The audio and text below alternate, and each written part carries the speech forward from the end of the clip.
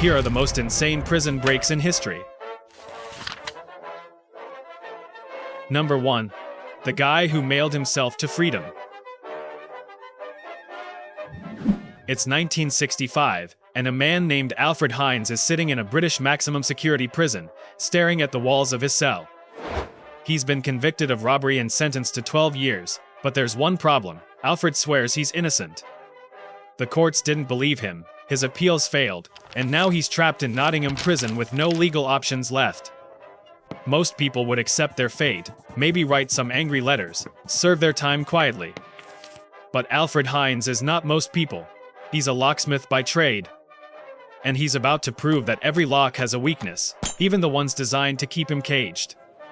Alfred spends months studying the prison's layout, watching the guards' routines, noting when they're distracted and where they're lazy. He realizes the prison workshop is his best shot. Prisoners are allowed to work there during the day, making furniture and doing repairs. More importantly, the workshop has tools, and tools mean possibilities. One afternoon, Alfred volunteers for a maintenance job that requires him to work near the prison's perimeter. While the guards chat nearby, he quietly dismantles a lock, memorizing its internal mechanism. Days later, he fashions a makeshift key from a piece of metal he pocketed in the workshop. On the day of his escape, Alfred walks calmly into a storage area near the outer wall. Using his homemade key, he unlocks a door that leads to a corridor rarely patrolled. He slips through, heart pounding, expecting alarms to blare at any second. Nothing happens. He reaches another locked door. This one's trickier, but his locksmith skills come through. Within minutes, he's outside the prison walls, standing in broad daylight on a London street. He doesn't run, that would draw attention. Instead, he straightens his clothes, walks to a nearby bus stop, and casually boards a bus heading into the city. The authorities don't realize he's gone until the evening head count. By then, Alfred has already vanished into London's crowds. But here's where it gets even crazier. Alfred doesn't just disappear and live quietly. Instead, he writes to newspapers, taunting the police and demanding his case be reopened. He becomes a media sensation, the charming fugitive who insists he's innocent and just wants justice. The public eats it up. Some people even start to believe him. For 5 years, Alfred lives as a fugitive, moving between Ireland and England, always one step ahead of the law. He works odd jobs, keeps a low profile when necessary, and occasionally pops up to give interviews where he outlines why he believes he was wrongfully convicted. The authorities are furious, but they can't catch him.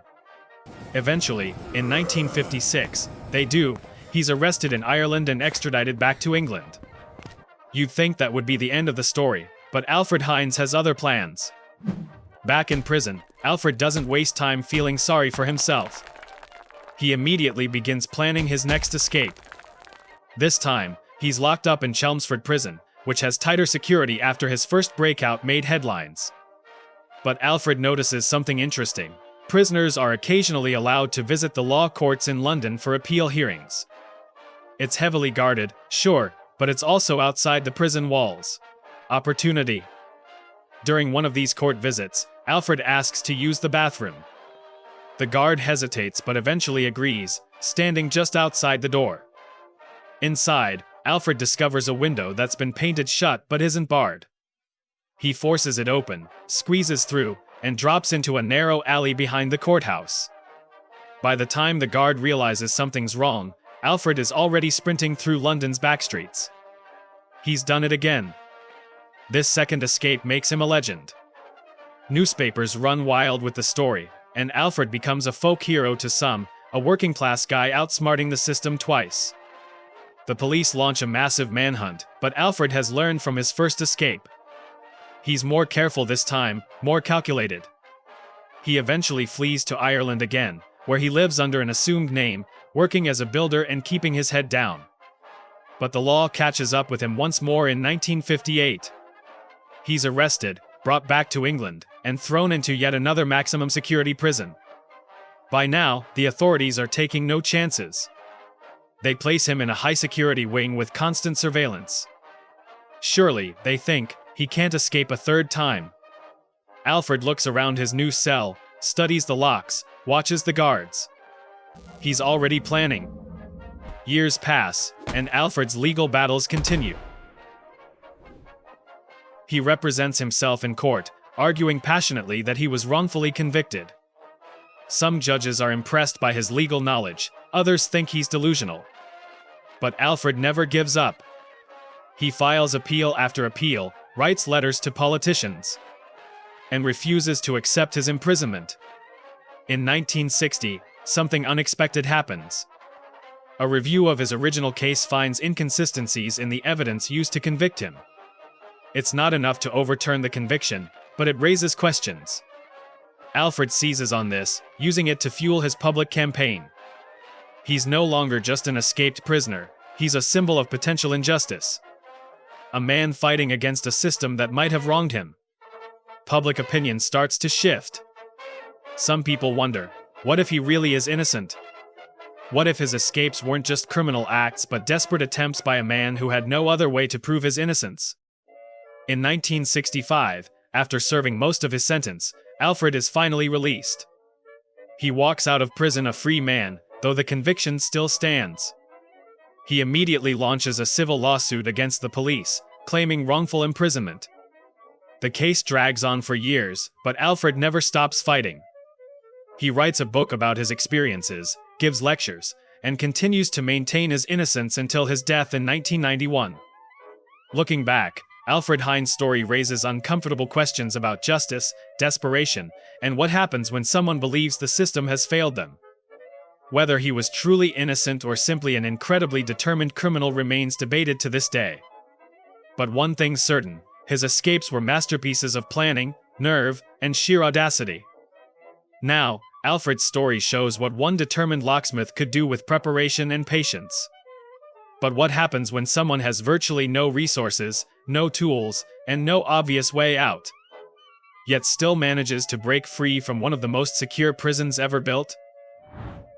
Number 2. Pascal Payet. The year is 2001, and a French pilot is enjoying a quiet Sunday morning when 3 armed men burst into his home, bind his family, and force him at gunpoint to fly his helicopter to a nearby prison. He has no idea what's happening until they land on the roof of Luynes prison in southern France. Within minutes, a prisoner named Pascal Payet is hauled onto the helicopter, and they're airborne again. The entire operation takes 4 minutes. Pascal Payet wasn't some mastermind criminal serving life for elaborate heists. He was doing time for a relatively straightforward armed robbery. But what made him extraordinary was his absolute refusal to stay locked up and his willingness to use the most audacious methods imaginable. That 2001 helicopter escape was just the beginning. After his escape, Pascal goes into hiding but doesn't exactly keep a low profile. He's spotted around France, taunting authorities, living freely while they scramble to find him. He's recaptured in 2003 after a high-speed chase, and this time, they throw him into a maximum security facility, convinced that surely he won't try the helicopter trick again. They're wrong. In 2003, Pascal is being held in a prison in Brignoles when, during an exercise period in the yard, inmates hear the unmistakable sound of rotor blades. They look up to see a helicopter descending rapidly toward them. Guards scramble, but before they can react, the helicopter hovers just above the prison yard. Men with bolt cutters lean out and slice through the wire fencing. Pascal sprints across the yard, grabs onto a rope ladder, and is yanked into the sky as guards fire uselessly at the ascending aircraft. He's free again. This second helicopter escape cements Pascal's reputation as one of the most brazen escape artists in modern history. French authorities are humiliated. The media has a field day. How does someone escape by helicopter twice? But Pascal isn't done yet. While on the run, he starts planning something even more ambitious. He's not just going to escape for himself this time, he's going to break out his friends too. In 2007, Pascal is recaptured yet again after a shootout with police. He's placed in Gros prison, a facility specifically chosen because it has anti-helicopter netting installed over the exercise yards. The authorities have learned their lesson. Or so they think. But Pascal has moved on from helicopters. This time, he's planning a ground assault. On July 14, 2007, Bastille Day, a team of armed men storm Grasse prison using explosives to blast through doors. They're heavily armed and move with military precision. Guards are overwhelmed as the attackers fight their way to Pascal's cell block. They free Pascal and 2 other inmates, then shoot their way back out of the prison. The escape shocks France. This wasn't some clever trick or exploit of a security flaw. This was a full-scale armed raid on a prison. The level of planning, resources, and sheer audacity required was staggering. Pascal and his associates disappear into the countryside, leaving authorities scrambling once again. His freedom doesn't last long this time. In 2007, just months after the Grasse escape, Pascal is tracked down in Spain and arrested. He's extradited back to France, where prosecutors throw the book at him. He's charged not just with escape but with organizing armed prison breaks for others. The French government is determined to make an example of him. Pascal is sentenced to an additional 15 years and placed in solitary confinement in one of France's most secure facilities. He's monitored constantly, moved between prisons unpredictably, and kept away from other inmates who might help him. The helicopter netting is reinforced. Security protocols are completely overhauled. They're not taking any chances.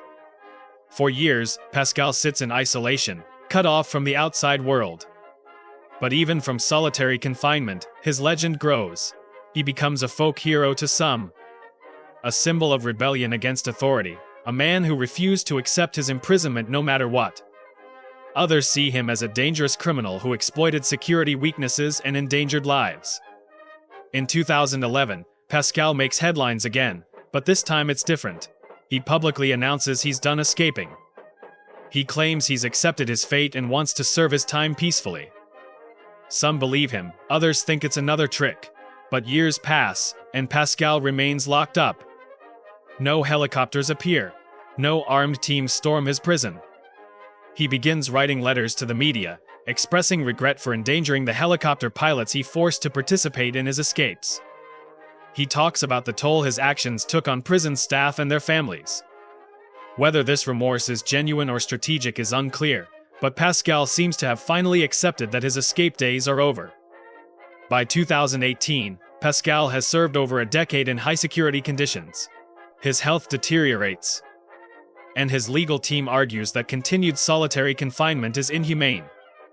Some politicians push for his release, citing his apparent rehabilitation. Others argue he's far too dangerous to ever let out. Pascal Payet's story raises questions about security, desperation, and the limits of imprisonment. How do you hold someone who's willing to risk everything, including other people's lives, to be free?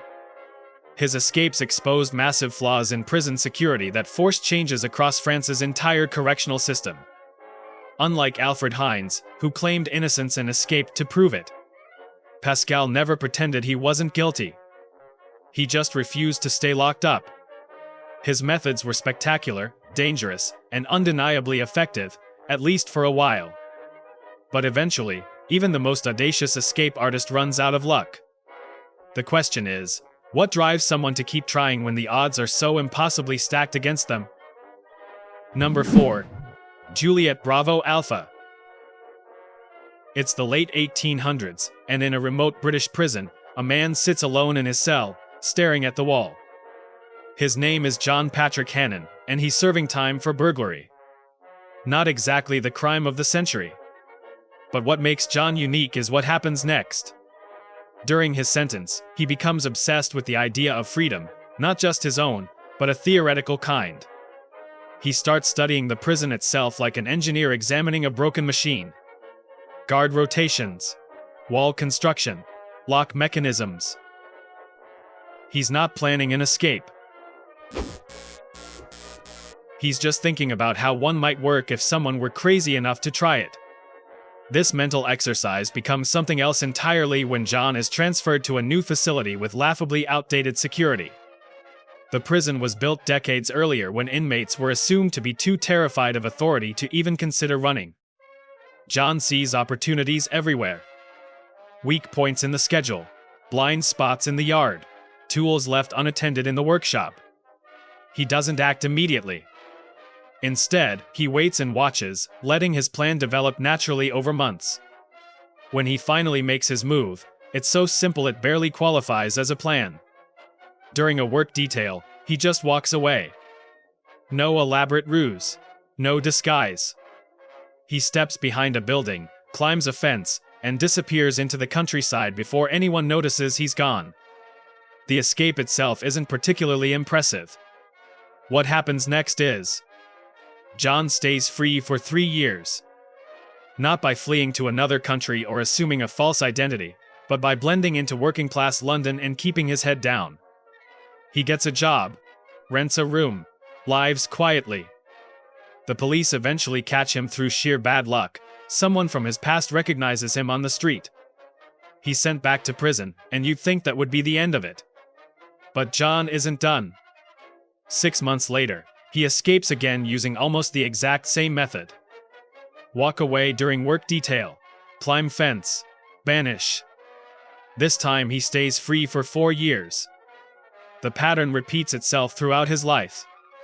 John escapes from prison 7 times total, never using particularly clever methods. He just recognizes when security is lax and acts on it. What makes his story fascinating isn't the escapes themselves, it's his complete lack of interest in being a criminal. Between escapes, he works honest jobs and lives normally. He's not robbing banks or plotting revenge. He just refuses to stay locked up. Eventually, age catches up with him. His final arrest happens when he's too old to run anymore. He serves out his remaining time and dies quietly years later, mostly forgotten. John's legacy is strange. He proved that elaborate plans aren't always necessary. Sometimes consistency and patience matter more than brilliance. He also highlighted how much 19th century prisons relied on prisoners accepting their fate. The moment someone decided they simply wouldn't accept it, the whole system struggled to respond. His story raises an uncomfortable question. If security depends on compliance, is it really security at all? Modern prisons learned this lesson the hard way through people like John, redesigning facilities to assume inmates will always test boundaries rather than hoping they won't. Which brings us back to Pascal Payet. Unlike John's simple fence climbing, Pascal's helicopter escapes represented the opposite extreme: maximum spectacle, maximum risk, maximum resources. Both men refused to accept imprisonment, but their methods couldn't be more different. One slipped away quietly in broad daylight. The other arrived from the sky with armed accomplices and military precision. Yet both ultimately ended up in the same place, behind bars, with security measures specifically designed to counter their particular skills. Pascal's case forced France to install helicopter netting over every prison yard in the country. John's escapes led to reforms in work detail supervision and perimeter security. Each escape artist, in their own way, became a teacher, showing authorities exactly where their systems failed. The cat-and-mouse game between escapees and jailers has always driven security innovation. Every successful escape reveals a vulnerability that gets patched. Every patch creates new challenges that require new solutions. It's an evolutionary arms race where both sides constantly adapt. What's interesting is how public perception splits on these stories. Some view repeat escapees as folk heroes, underdogs fighting an oppressive system. Others see dangerous criminals who endanger innocent people and waste public resources. Pascal endangered helicopter pilots. His armed raids could have resulted in casualties. John, by contrast, never hurt anyone, but his escape still represented a failure of the justice system to maintain control. Where you stand probably depends on whether you value the audacity of the attempt or the importance of the punishment being served. The reality is probably somewhere in between. These weren't political prisoners fighting tyranny. They were convicted criminals who refused to accept their sentences. But their refusal pushed systems to improve, making prisons more secure for everyone. In that sense, even their failures served a purpose. Pascal sits in prison today, his escape days apparently over. John died long ago, his simple fence climbs now footnotes in criminal history. But their stories persist because they represent something fundamental about human nature. The desire for freedom and the lengths people will go to achieve it. Security can always be improved. Walls can always be built higher. Surveillance can always be enhanced. But as long as people are locked up, some will spend every waking moment thinking about how to get out. And occasionally, someone succeeds in a way that forces everyone else to pay attention. That tension, between confinement and escape, between authority and defiance, never really goes away. It just evolves, adapting to new technologies and new methods. Waiting for the next person who refuses to stay put. The question that lingers isn't whether prisons can be made escape-proof. That's probably impossible. It's whether the human drive for freedom will always find cracks in even the most carefully designed systems. History suggests it will. Every generation produces someone who looks at walls and sees puzzles. Who treats locks like challenges rather than barriers.